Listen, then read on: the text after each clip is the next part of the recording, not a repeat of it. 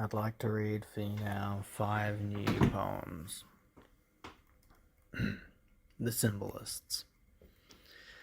The symbolists perhaps found time to track their creations through the winds of final chance. I am not so organized as that, and my words perform themselves like puppets jerked on strings, made to walk a lonely line left to be unraveled by the course of human history, the span of nature.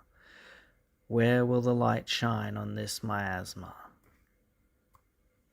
Unravel this book if you have the time, or leave it opaque, left to fester in the derelict train cars of a quiet mind. The curse shall be upon the writer to lift the storm of dead hullabaloo, to open the dictionary to heaven. An unread book. The book sits on the shelf, gathering a modicum of dust, shed skin cells, shredded to fine motes, gathering in the air and soiling the furniture. The book sits, unread and untied from its position in space and a useful fervor, the words abused and scorned in their obsolescence. Self-portrait number 2. The death stare is a blank expression, the little death a blank page. There is a dread of wild spirits that gather in the peripheries, spinning webs of alabaster that are my skin. These eyes do not see without their glasses, and the books go unread. I must remember to be with someone with my last and dying breath. Across the barricade of time. The childish cry to make something of art is heard through the halls of the gallery. The final chafe of growing up is lost to the folds of a deep undying whim. A season of space is made possible through this art of total dereliction. Abandon all hope, abandon your frail bodies and shed your inconvenience. The child will inherit space sooner than you think.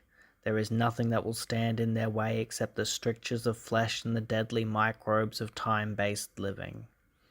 The gallery will block the flow of young laughter as long as it stands.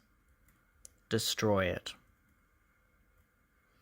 And finally, I'd like to read On a Dim and Painful Memory.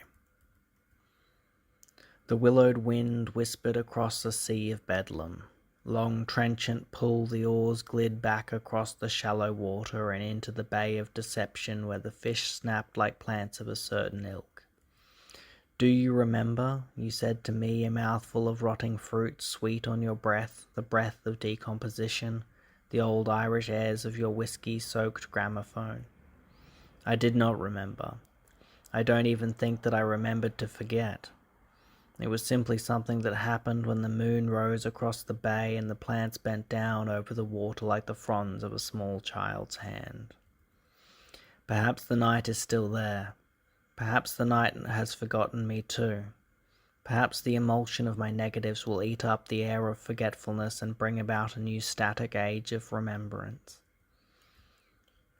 Do you remember, you said to me, a mouthful of Nagasaki, the pale yellow mushroom cloud of your breath wafting out over the breaches of the water? I don't recall, came the answer from another mouth that was not mine, but spoke with my voice from a distant eddy of wind. The ermines have spoken. There is nothing left of this reverie, but a dark and brooding quality which I refuse to accept or tolerate in its rank stagnation.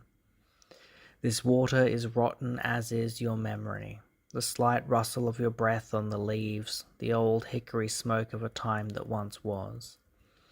Perhaps this memory is too painful to bear. Perhaps I have cocooned it in its protective element. Perhaps the tide of memory is not so strong as to force upon me the dying embers of something that prefers to be forgotten.